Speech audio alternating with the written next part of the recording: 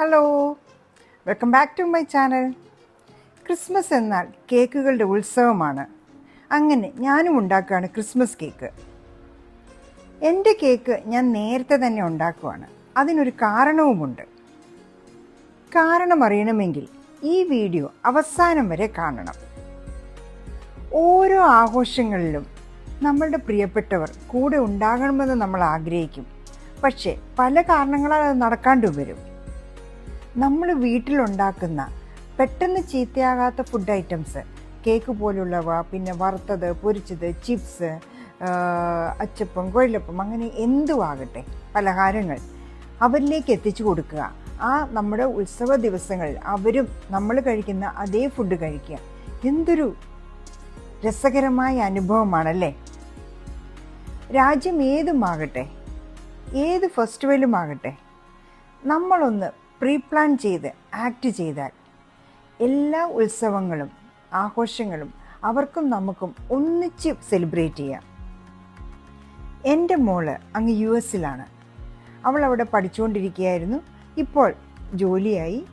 എല്ലാ വർഷവും ക്രിസ്മസ് ആകുമ്പോൾ ഞാൻ ഇവിടുന്ന് ക്രിസ്മസ് കേക്ക് ഉണ്ടാക്കി അതിൻ്റെ കൂടെ ക്രിസ്മസ് ഗിഫ്റ്റും വെച്ച് അയച്ചു കൊടുക്കാറുണ്ട്. മോൾക്ക് അയക്കാനുള്ള മിക്സ്ഡ് ഫ്രൂട്ട് കേക്കാണ് ഇപ്പോൾ റെഡിയാക്കിക്കൊണ്ടിരിക്കുന്നത്. ഇത് ചീത്തയാവില്ല, കാരണം ഇതിൻ്റെ ഫ്രൂട്ട്സ് എല്ലാം സോക്ക് ചെയ്തിരിക്കുന്നത് വൈനിലാണ്. അങ്ങനെ ആകുമ്പോൾ പെട്ടെന്ന് ഇത് ഫംഗസ് പിടിച്ച് ചീത്തയായി പോകില്ല. എൻ്റെ കേക്കെല്ലാം ബേക്ക് ചെയ്യാനായിട്ട് റെഡിയാക്കി കഴിഞ്ഞു. അങ്ങനെ ബേക്ക് ചെയ്ത കേക്കുകളെല്ലാം എടുത്തു വെച്ച് പീസസ് ആക്കി പാക്ക് ചെയ്യാനുള്ള പുറപ്പാടാണ്. പക്ഷേ ഒരു കാര്യം മറക്കരുത്, കുറച്ച് വൈന് അതിൻ്റെ മുകളിൽ ബ്രഷ് ചെയ്ത് വിടണം, ഫംഗസ് പിടിക്കാണ്ടിരിക്കാനാണ്.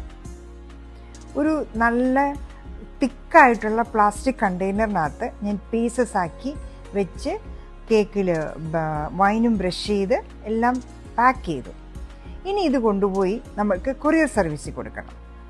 കേക്ക് മാത്രമല്ല ഞാൻ അയക്കുന്നത്, അതിൻ്റെ കൂടെ ചിപ്സ് ഉണ്ട്, ക്ലോത്ത്സ് ഉണ്ട്, ക്രിസ്മസിനുള്ള പുതിയ ഉടുപ്പുകളുണ്ട്, എല്ലാമായിട്ട് ഞാൻ പാഴ്സൽ സർവീസിൽ പോയി.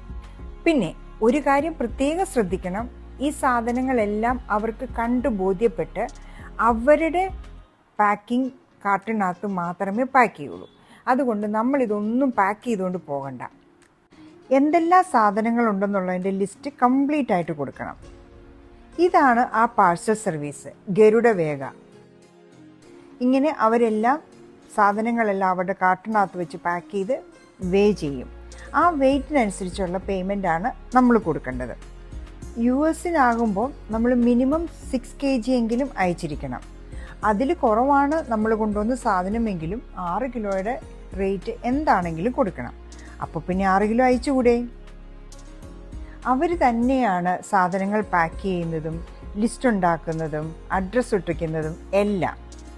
മിനിമം 10 വർക്കിംഗ് ഡേയ്സ് എടുക്കുമെന്ന് പറഞ്ഞു. പക്ഷെ അതിന് മുമ്പായിട്ട് തന്നെ സാധനം അവിടെ കിട്ടും. ഒരു കാര്യം, ആധാർ കാർഡ് എടുക്കാൻ മറക്കരുതേ.